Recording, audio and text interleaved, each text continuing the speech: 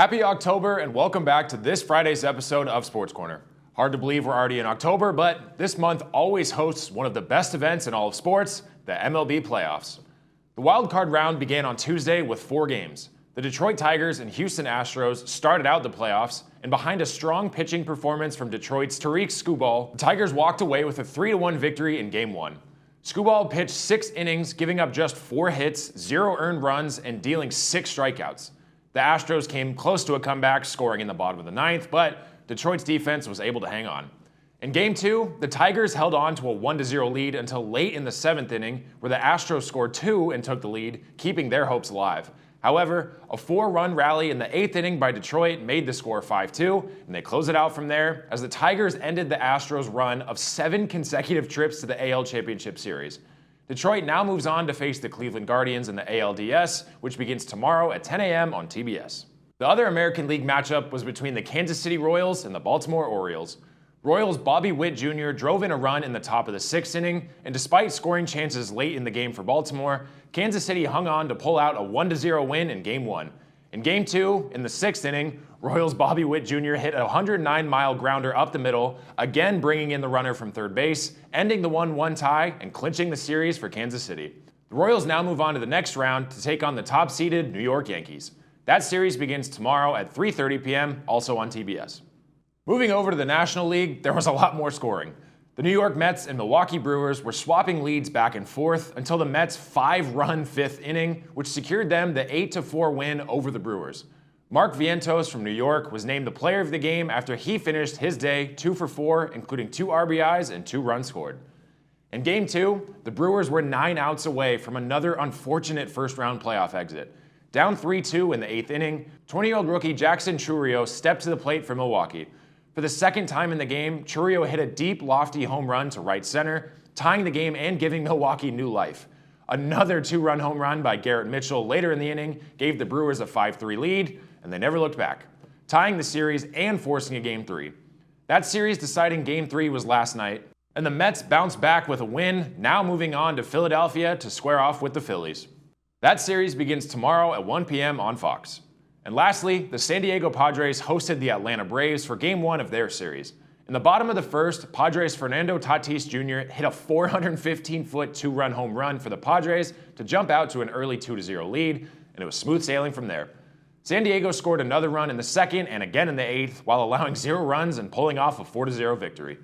In Game 2, the Padres scored 5 runs in the 2nd inning this time, and despite a comeback effort from Atlanta late, the Padres secured the win and a spot in the NLDS. San Diego now will head to LA to square off with the top-seeded LA Dodgers in the NLDS, and Game 1 is tomorrow night at 5:30 p.m. on Fox Sports 1. This will absolutely be a series you won't want to miss because these two teams are becoming rivals. No matter how long each of these series lasts, the final 4 teams will begin the League Championship Series on Sunday the 13th to see who will be representing their league in the World Series. Playoff baseball is incredible every season, so don't miss out on any games for the next month. I know what you're thinking. It's shocking I didn't start the episode with NFL talk. Figured I'd mix things up for once. But now it's football time. Previous weeks, I've described the NFL as shocking as there were some major upsets. This week was less shocking, but was still incredibly entertaining. To start, I can't not talk about the Minnesota Vikings. There really is no argument or skepticism anymore. They're a top team in the NFL. Quarterback Sam Darnold threw 3 touchdown passes as the still undefeated Vikings built an early 28-point lead and hung on down the stretch to beat the Green Bay Packers 31-29. Picked by many, myself included, to finish last in the NFC North, the now 4-0 Vikings are off to their best start since 2016 when they won their first 5 games.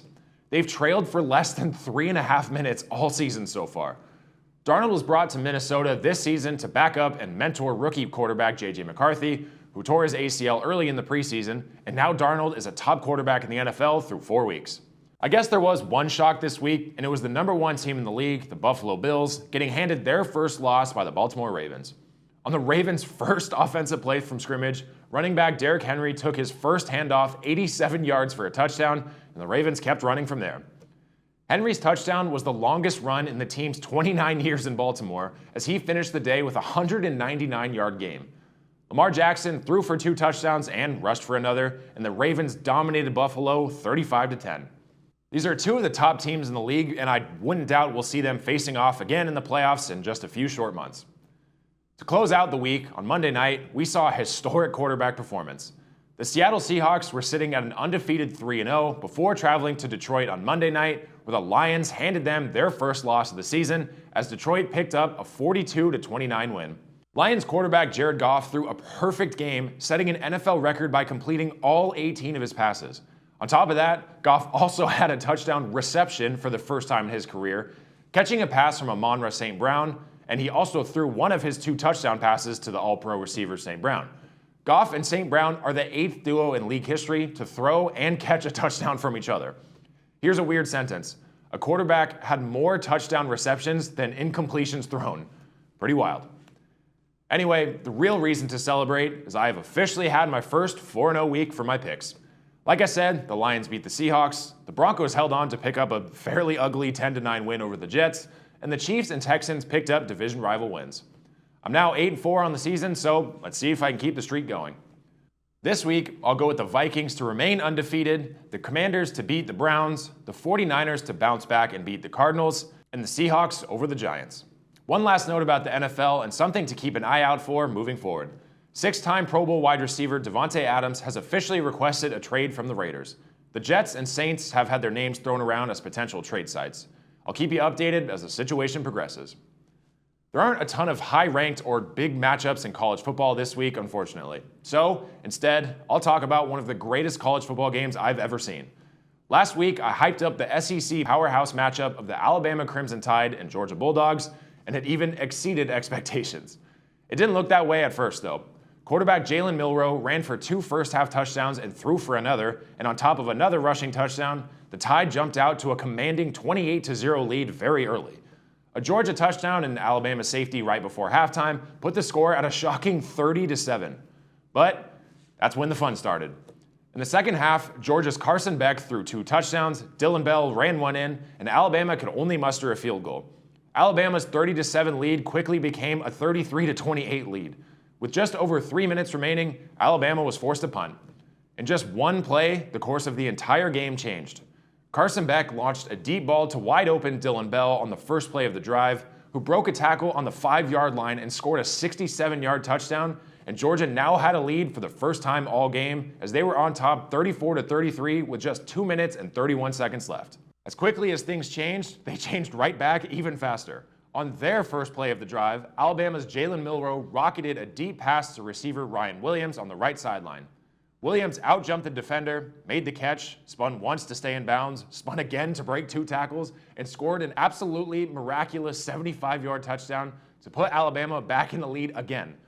The Bulldogs got the ball back with 2 minutes remaining, though, but on the last play of the game, Carson Beck unleashed a pass to the end zone, which was intercepted by Alabama, sealing their dramatic win.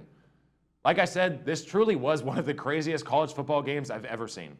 Also, quick note, Ryan Williams, the hero receiver for Alabama, is only 17 years old. Just absurd. With all of that said, thank you as always for joining me on this week's episode of Sports Corner. Enjoy all the playoff baseball, NFL, NCAA, the NHL, and so much more this weekend, and come right back next week for more updates and highlights from all of it.